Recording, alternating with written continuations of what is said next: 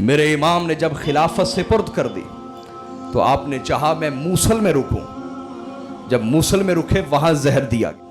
موصل میں 3 مرتبہ آپ کو زہر دیا گیا، لیکن اللہ تعالیٰ کو آپ کی جان اور آپ کی زندگی اور بڑھانا تھی. 3 دفعہ زندگی بچ گئی.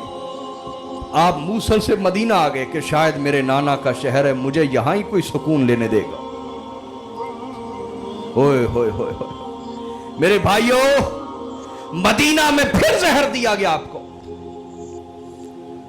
آپ نے پھر چاہا کہ میں کسی اور علاقے کی طرف نکل جاتا ہوں. جب وہاں پہنچے تو ایک شخص جو بڑا نیک تھا، بڑا نیک، کبھی وہ پہلی صف قضا نہیں کرتا تھا، تکبیر اولیٰ کے ساتھ جماعت کے ساتھ نماز پڑھنے والا تھا، امام کے خطبے بھی سنتا تھا، جماعت کے ساتھ نماز بھی امام کے پیچھے پڑھتا تھا. ایک دن آپ بازار میں بیٹھے ہوئے، لوگوں کا ہجوم لگا ہے، زیارت مصطفیٰ ہو رہی ہے. تو اس نے کہا کہاں ہے نواس رسول، میں ان کی زیارت کرنا چاہتا ہوں. لوگوں نے جگہ دی. آپ نے اٹھ کے اسے گلے سے لگایا. اس نے اپنی کھونٹی میں، جو ڈنڈا تھا ہاتھ میں عصا کھونٹی، اس میں زہر بھرا ہوا تھا، امام کے پاؤں پہ رکھ کے دبایا، جس سے زہر مبارک پاؤں اور ٹانگ میں پھیل گیا. آپ پھر شدید بیماری کی اور تکلیف کی حالت میں چلے گئے. وہاں سے نکلے، دوبارہ پھر مدینہ آئے. مدینہ میں آپ کو پھر زہر دیا گیا. جب زہر دیا گیا تو اپنے نانا کی قبر پہ آ گئے.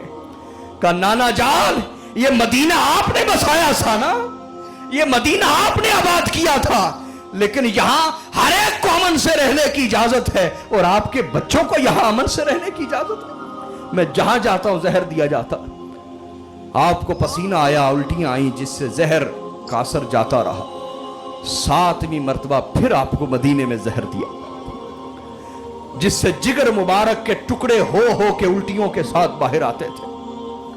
لیکن یہ نبی کا گھرانہ، یہ کیسا گھرانہ ہے جنہیں ہم پہچان ہی نہ سکے آج تک. ان کا حق دینا تو بڑی دور کی بات ہے. میرے امام نے فرمایا میرے امام نے فرمایا بھائی حسین، مجھے 7 مرتبہ زہر دیا گیا، لیکن جو آج زہر دیا گیا، اتنا شدید زہر مجھے کبھی نہیں دیا گیا. مجھے لگتا ہے میرا آخری وقت آ گیا، میرے اہل بیت جمع ہو، میں ان سے ملنا چاہتا ہوں. ملے اور وصیت فرمائی. کہا میری وجہ سے کسی کو قتل نہ کرنا، میری وجہ سے کسی کو قتل نہ کرنا. اگر وہی ہے جس کے بارے میں سوچ رہا ہوں تو اللہ اس کی پکڑ کرے گا، اگر وہ نہیں ہے تو کسی نہ حق کی جان نہ جائے. پھر فرمایا ام المومنین سیدہ عائشہ سے کہنا میں اپنے نانا کے ساتھ دفن ہونا چاہتا ہوں، نانا کے ساتھ دفن ہونا چاہتا ہوں. ان سے اجازت لیں. اجازت لی گئی، انہوں نے اجازت دے دی اور فرمایا اگر میرے جنازے پہ کوئی ہنگامہ ہو تو پھر مجھے عام مسلمانوں کے ساتھ دفن کر دینا. اور وہی ہوا جو امام حسن سوچ رہے تھے. جب جنازہ اٹھایا گیا، مروان جیسے لعین نے تیر چلایا اور تلواریں اٹھا لی. کہا ہم حسن کو کبھی بھی رسول اللہ کے ساتھ دفن نہیں ہونے دیں گے. لوگوں نے لاکھ سمجھایا، اس نے کہا کبھی ایسا نہیں ہوگا. امام حسین نے تلواریں نکال لی، بنو ہاشم نے نکال لی، لیکن حضرت ابو ہریرہ نے عرض کی کہ امام نے فرمایا تھا اگر میرے جنازے پر یہ ہنگامہ کریں کلمہ پڑھنے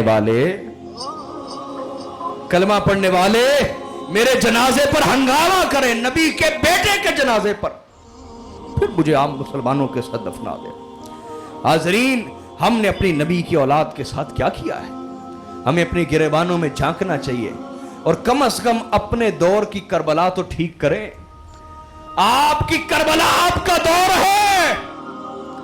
اپنے دور میں تو سیدوں سے وفا کرو، اپنے دور میں تو نبی کی اولاد کو نہ ستاؤ، کم از کم اپنے دور میں وفا کرو.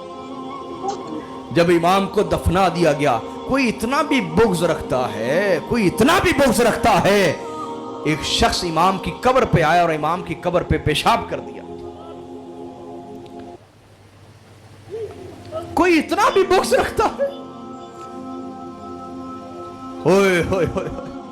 اور دوسری طرف وہ حسین سید الشہداء، حسین سید الشہداء. یہ تاریخی حقائق ہیں، یہ حدیث کی کتب ہیں. میں کمزور بات نہیں عرض کرتا کبھی بھی.